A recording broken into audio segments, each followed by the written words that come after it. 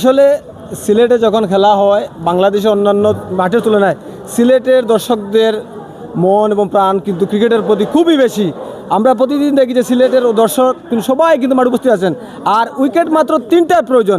যদি রিজওয়ান উনি যদি আজকে একটু এরকম খামখেয়াল না করতেন, যদি সঠিক মতো খেলা হতো, তাহলে অবশ্যই বাংলাদেশ আজকেই জিতে ফেলতো ইনশাআল্লাহ। যাই হোক, পঞ্চম দিনে খেলা গড়িয়েছে ক্রিকেট খেলা, টেস্ট ক্রিকেটের আসল সৌন্দর্য 5 দিন।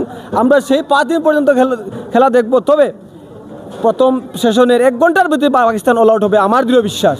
আগের বাংলাদেশ কিন্তু এখন আর নাই, আগের বাংলাদেশ কিন্তু এখন নাই। ক্রিকেটে বাংলাদেশের T20-তে উন্নতি হয়েছে, ওয়ানডেতে উন্নতি হয়েছে, টেস্টে বাংলাদেশের এই যে লাস্ট যে 2টা টেস্ট যাচ্ছে বাংলাদেশের ইতিহাসে সর্বোচ্চ এবং সর্বোত্তম। কারণ সাকিব আল হাসান থাকলে আজকে 4 দিন পর্যন্ত খেলা হতো না, এর আগেই 3য় সেশনেই খেলা শেষ হয়ে যেত। He is the legend. সিলেটের মানুষের ক্রিকেট প্রেমী এবং ক্রীড়ামোদী মানুষের দাবি সিলেটে খেলা হোক। কারণ চট্টগ্রামে আপনারা দেখবেন লোকজন হয় না, মানুষ হয় না, দর্শক হয় না। ঢাকাতে কম হয়, কারণ রাজধানী ঢাকা। সিলেটের আপনার 1 কিলোমিটার দূরে হচ্ছে আন্তর্জাতিক বিমানবন্দর, আধা কিলোমিটার দূরত্ব হচ্ছে 5 স্টার হোটেল, আধা কিলোমিটার পরে হচ্ছে আন্তর্জাতিক স্টেডিয়াম। সব ফ্যাসিলিটিস এখানে আছে। আমি মনে করি যারা ঢাকাতে বসে টাই পরে কুট পরে শুধু এসি রুমের মধ্যে হাওয়া বাতাস খাচ্ছেন, এরা ঢাকা কেন্দ্রিক না হয়ে আপনারা সারা বাংলাদেশে ছড়িয়ে দিন।